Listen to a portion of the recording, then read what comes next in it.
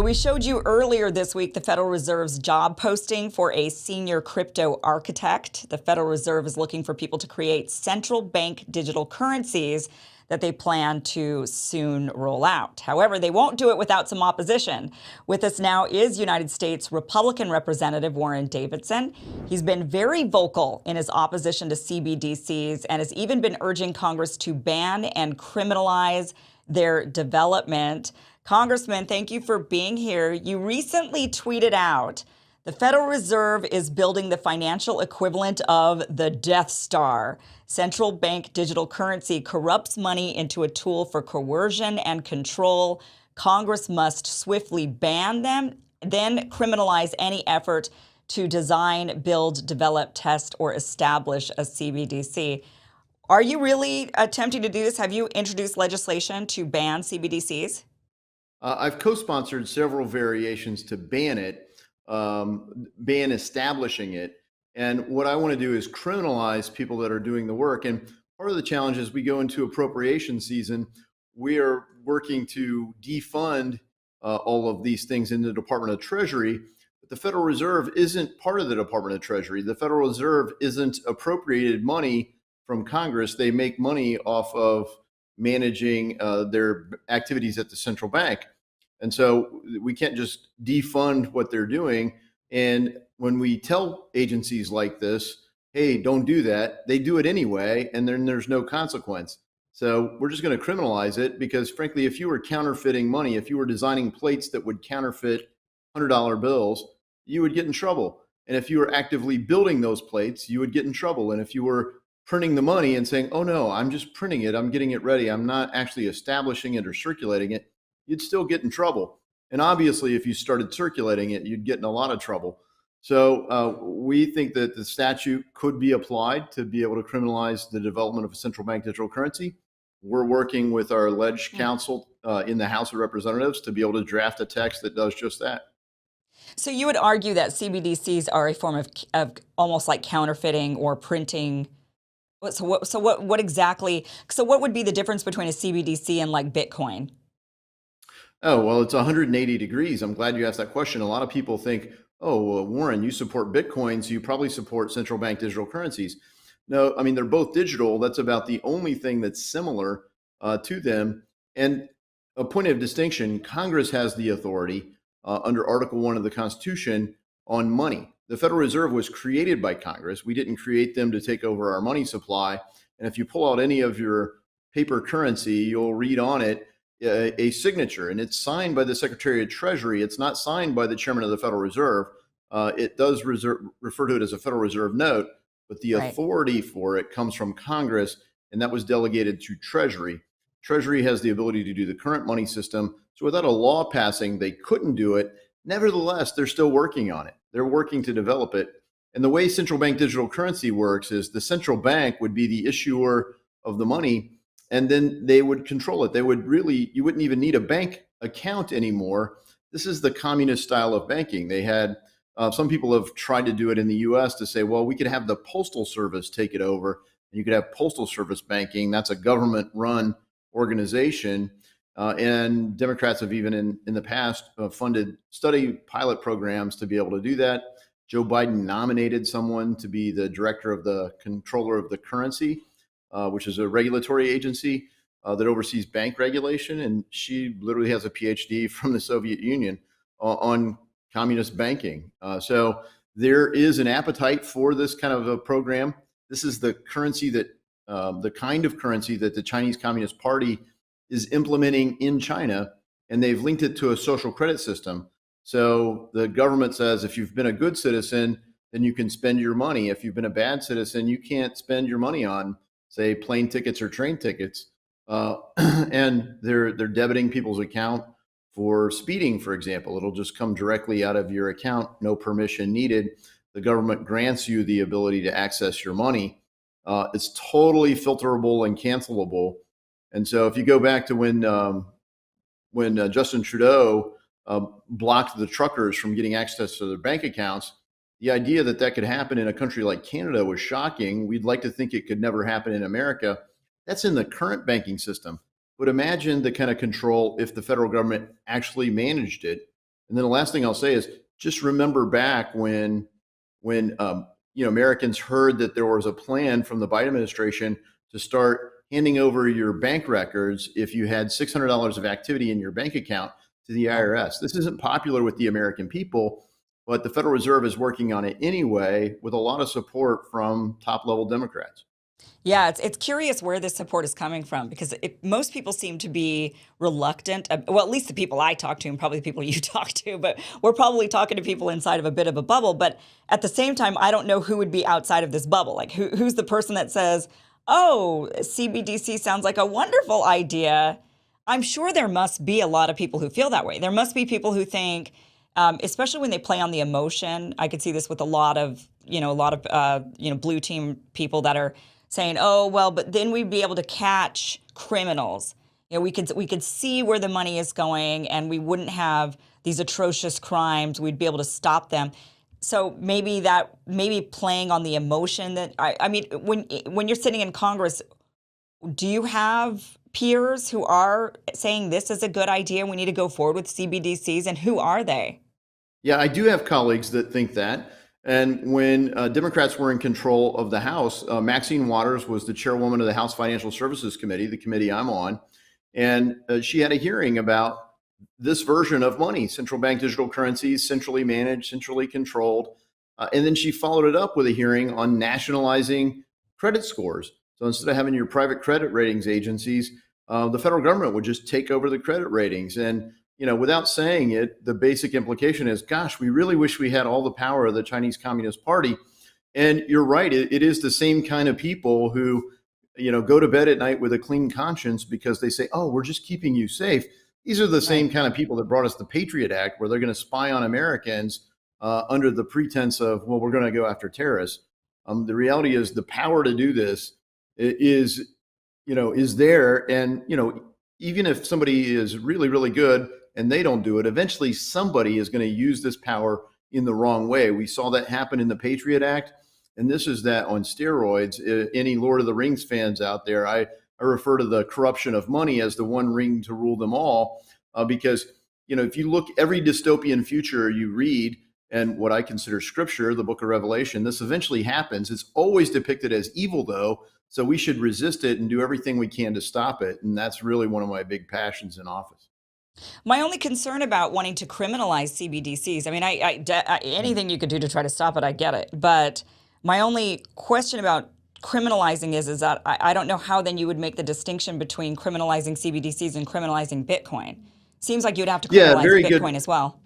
Yeah, very good point. And Bitcoin isn't trying to pretend to be the dollar. It is, and frankly, it's completely voluntary. Central bank digital currency. The whole premise of that is it's not voluntary. It's compulsory.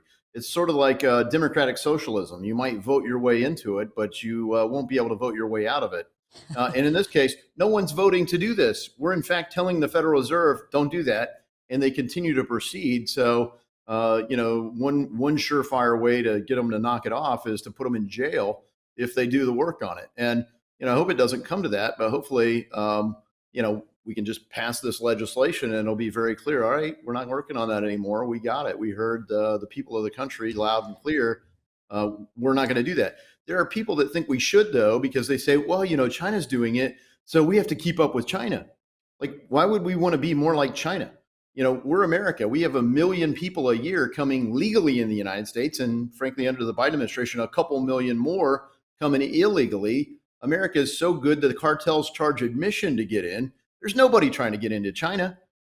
We don't need to compete with China by being more, dystopian. And, we are not a police state, but people want that power.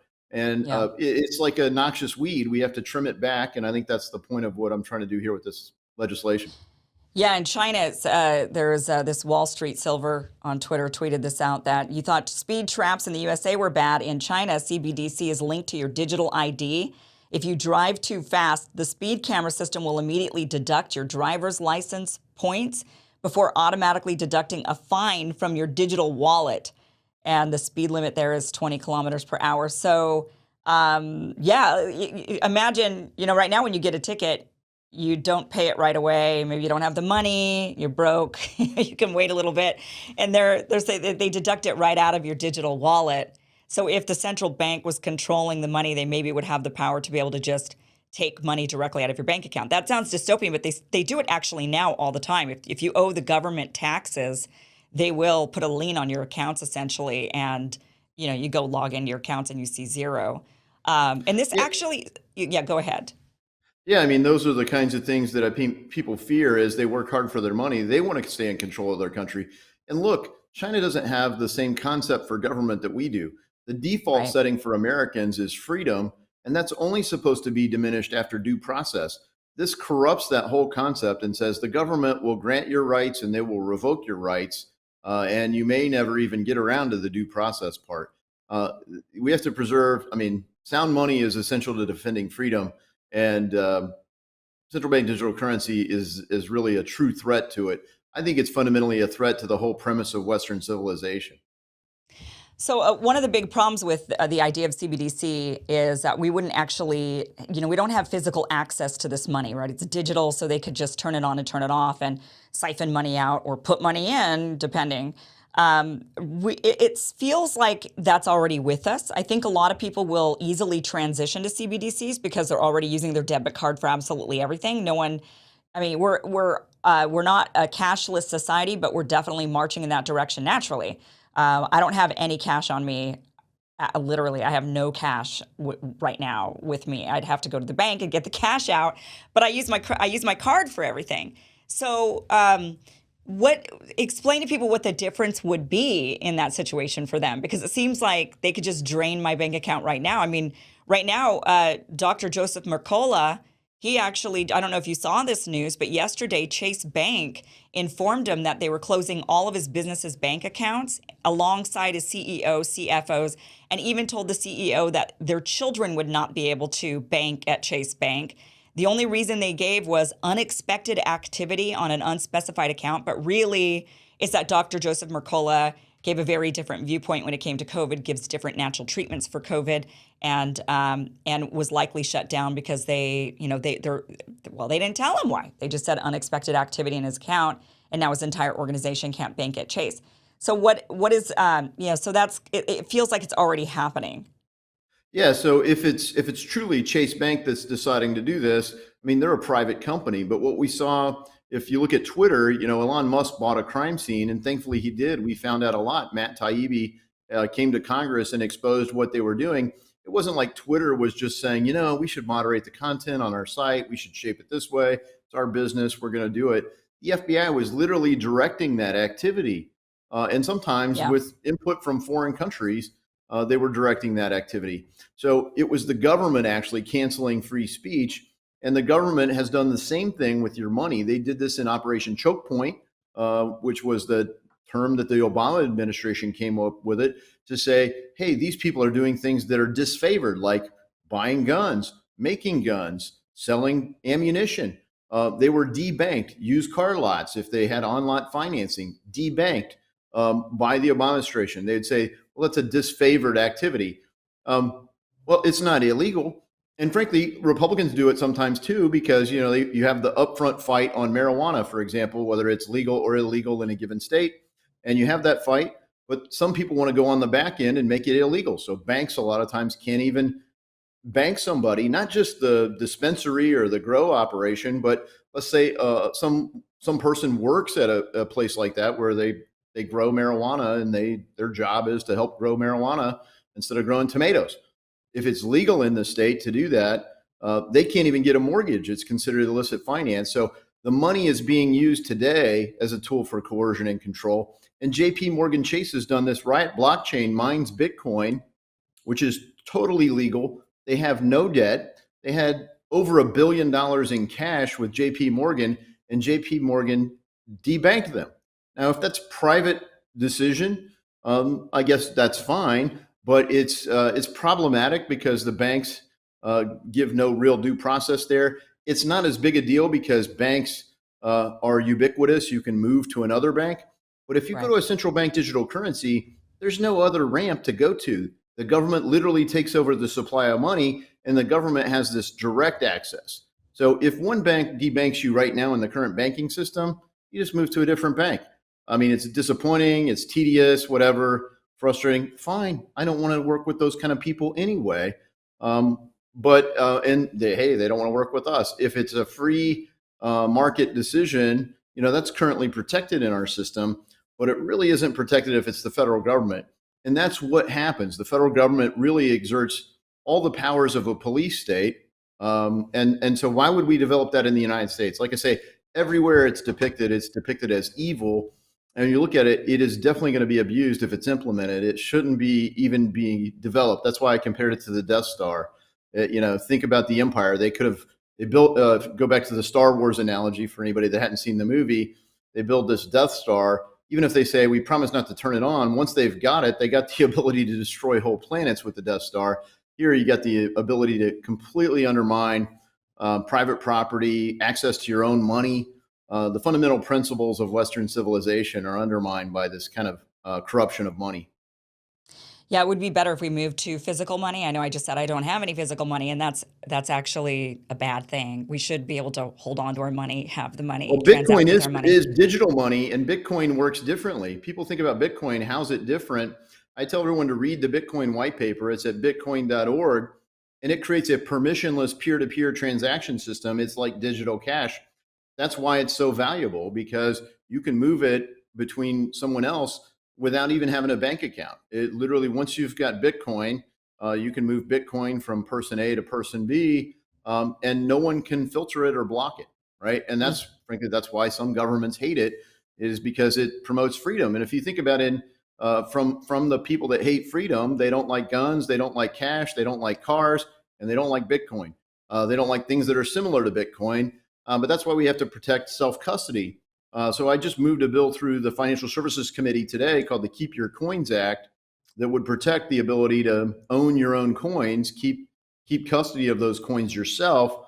And while they're both digital, they're very different concepts. Central bank digital currency is a permissioned system, just like your bank account at Chase. If they say you're off, you're off. But a permissionless system's like cash. You can hand that $20 bill to somebody for whatever you want. You've got the cash. And currently cash isn't illegal, but go to your bank and ask to withdraw $1,000, $2,000. If you don't normally do that, they're going to start asking questions. Yeah, that's the big problem. I do wish that somebody would do some sort of like a Twitter files investigation into the banks, into these debanking, that what is happening. I mean, I get it. You can move to another bank, and I think most of us should probably move to community banks anyway.